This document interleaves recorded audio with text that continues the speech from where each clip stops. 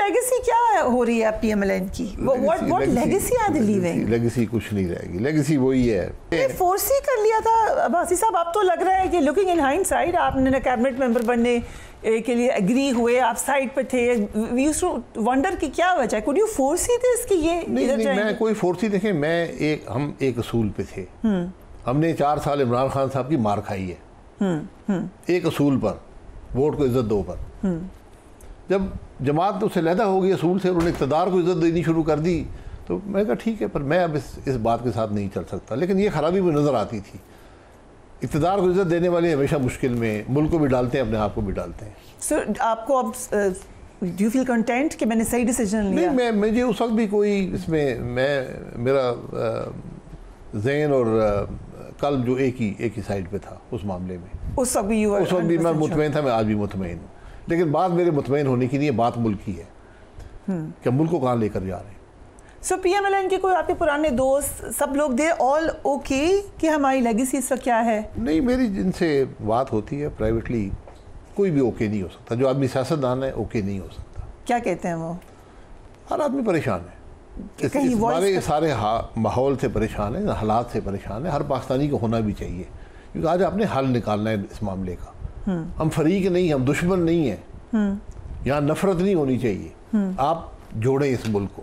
आज वज़ीर-ए-आज़म की जिम्मेदारी है, और जो अपोजिशन लीडर की जिम्मेदारी है, चीफ जस्टिस की जिम्मेदारी है, इस मुल्क में निफाक को ख़त्म करें। सो एक कोशिश हुई भी थी डायलॉग की, कुछ लोगों ने कोशिश की थी, लेकिन वो कामयाब नहीं हुई। क्या दोबारा आपके ख्याल से कुछ आप जैसे लोग हम अपनी कोशिश करेंगे। हमें कोशिश करनी चाहिए। मैं समझता हूँ ये हमारी जिम्मेदारी है। वो लोग जो इस मामले में फरीक नहीं है, आज हम फरीक बन गए। एक जेल में डालने वाले हैं, एक जेल जाने वाले हैं। इस बदलते रहते हैं। कल जो आज के डालने वाले हैं कल के जाने वाले थे, जो आज जाने वाले हैं कल के डालने वाले थे। तो कोई काम, और आज भी जिम्मेदारी से, अपोजिशन भी जिम्मेदारी से काम करे, हुकूमत जिम्मेदारी से काम करे। इन कुर्सियों में कोई ताकत नहीं है। ताकत आपकी होगी जब आपका मुल्क मजबूत होगा। अगर आपका मुल्क कमज़ोर होगा, आप भी कमज़ोर होंगे। इस बात का हमें एहसास होना चाहिए। कोई मैसेज आप भेजने का सोच रहे हैं मियाँ साहब को या किसी को? मेरे मैसेज भेजने मुझसे बेहतर वो समझते हैं क्या हालात हैं। अगर वो मुतमईन है हालात से तो मैं कुछ नहीं कह सकता। मैं आपको महमूद अशरकज़ई की बात बताती हूँ। वो कहते हैं हमारे पास 3 रास्ते हैं। पहला ये कि जिसका मैंडेट है उसको वापस किया जाए। आई डोंट थिंक पीएमएलएन इस पर राज़ी होगी। दूसरा, तमाम जमातें बैठें और फैसला करें और 3 माह में दोबारा इलेक्शन कराएं। तीसरा ये कि पूरे मुल्क की आवाम सड़कों पर होगी। He is given 3 options. बिल्कुल, ये अल्लाह ना करे कि फैसले मुल्क के सड़कों पर होने शुरू हो जाएं, और इसका ख़तरा हर रोज़ बढ़ता जा रहा है। विद टाइम बिल्कुल बढ़ता जा रहा है। और ऐसे हालात जो 26 को हुआ है वाक़या, ये बहुत गैर मामूली है। ये वो कैटलिस्ट है जो आपको सड़क पे लेके जा सकता है इस मुल्क के अवाम को। अल्लाह ना करे। बहरहाल उससे पहले सियासी पॉलिटिकल लीडरशिप, जुडिशल लीडरशिप, आज इनकी ज़िम्मेदारी है कि मुल्क के हालात को दुरुस्त करें। हम जो लोग सियासत में हैं, इक़्तिदार का हिस्सा है ना, अपोजिशन का हिस्सा है, हम अपनी बात ज़रूर करेंगे, हम कोशिश भी करेंगे। ये हमारी ज़िम्मेदारी है।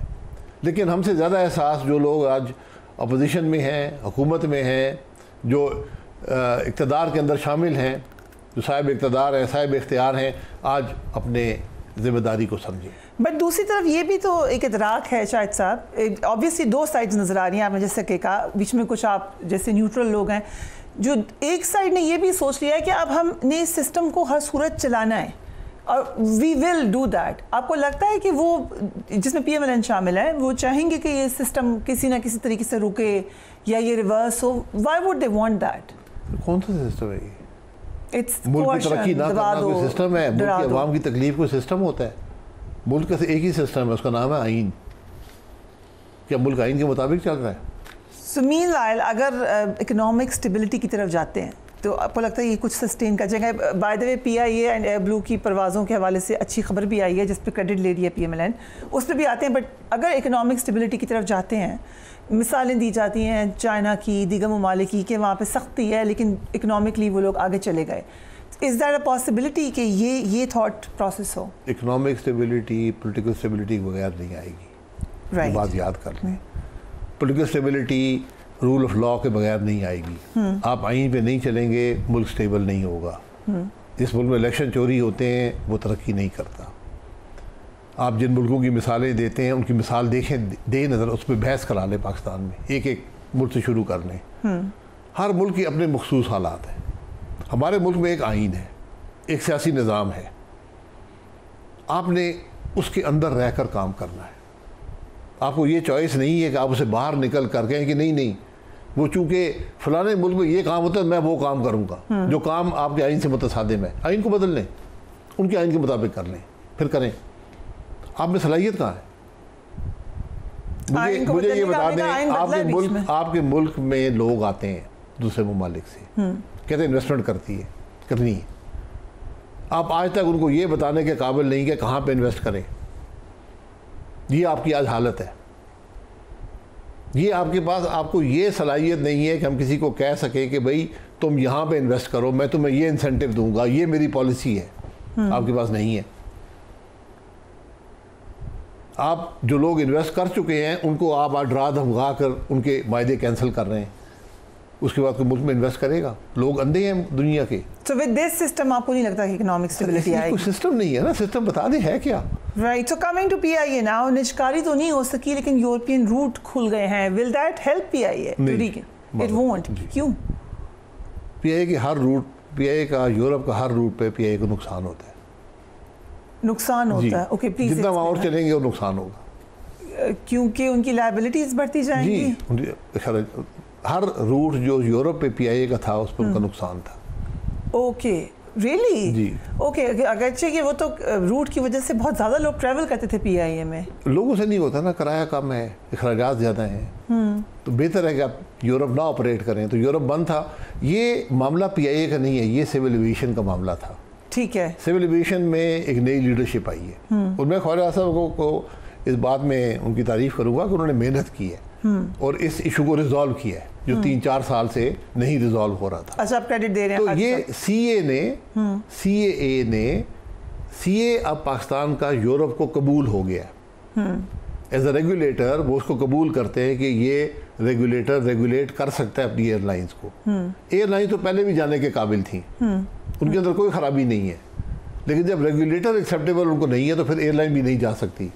अब जब रेगुलेटर एक्सेप्टेबल हो गया, सीए उनको एक्सेप्टेबल हो गई है, तो एयरलाइंस को भी जाने की इजाज़त हो गई है। राइट। लेकिन उसमें कोई ऐसा इनकलाब पीआईए के लिए नहीं आएगा। ओके, सो हम जो समझ रहे थे कि पीआईए की जो कीमत है वो 85 अरब से बढ़ जाएगी, ये नहीं हो रहा।